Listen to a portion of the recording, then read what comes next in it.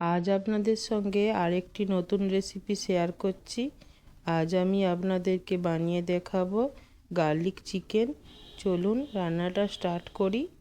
আর এটা আপনার স্টার্টারে খেতে পারেন, আবার মেন কোর্সেও নিতে পারেন।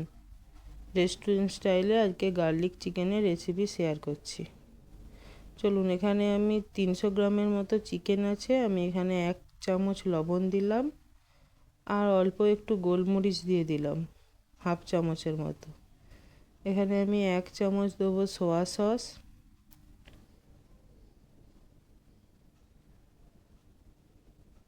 একটা ডিম দিয়ে দেবো ফাটিয়ে পুরোটাই,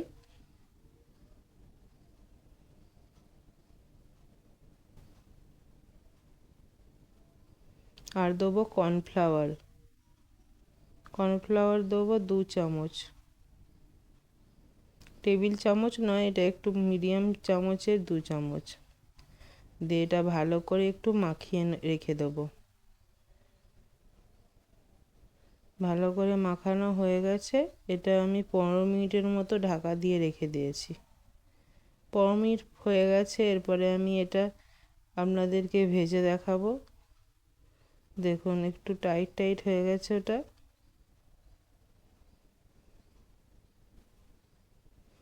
এরকম করে গার্লিক চিকেন বাড়িতে বানিয়ে দেখবেন, পুরো রেস্টুরেন্টের মতো লাগে।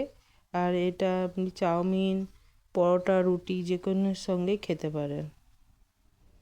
ফ্রায়েড রাইসের সঙ্গেও খেতে পারেন, ভালো লাগবে।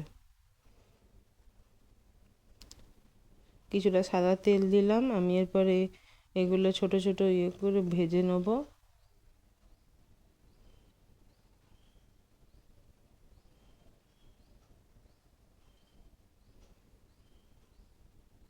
এপিট ওপিট ভালো করে ব্রাউন করে এগুলো ভেজে নিতে হবে।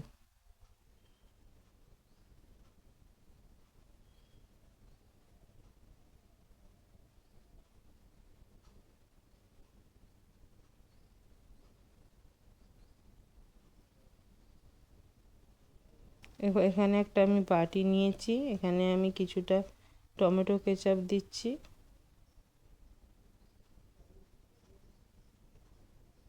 এখানে 3 চামচের মতো টমেটো সস দিয়েছি। আর এখানে চিলি সস দিচ্ছি 2 চামচ। রেড চিলি সসও 3 চামচ দিলাম।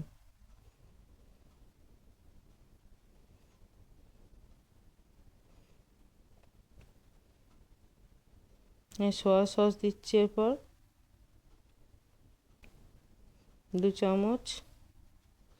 আর তার সঙ্গে আমি 1 চামচ কর্নফ্লাওয়ার দিয়ে ভালো করে এটা মিক্স করে রাখবো।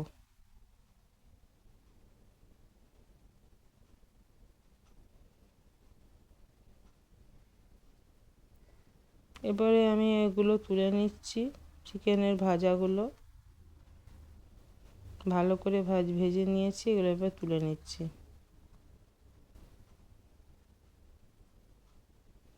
এটা বানানো খুবই সহজ, খুব একটা বেশি কিছু ঝামেলা নেই। বাড়িতে বানিয়ে একবার দেখতে পারেন।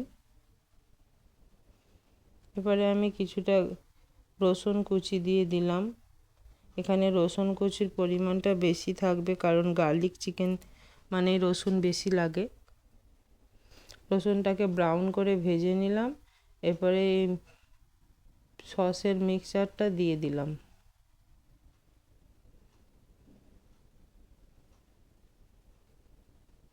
চিকেনগুলো দিয়ে দিয়েছি। দিয়ে ভালো করে একটু ফুটিয়ে নেব।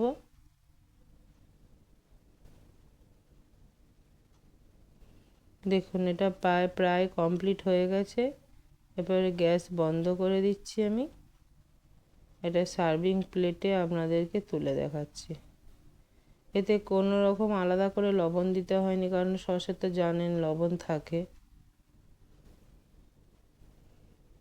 দেখুন কত সুন্দর কালার এসছে। এরকম করে একবার বানিয়ে দেখবেন বাড়িতে, খুবই ভালো লাগবে। আর আমার যদি রান্না ভালো লাগে, লাইক, কমেন্ট, শেয়ার করবেন।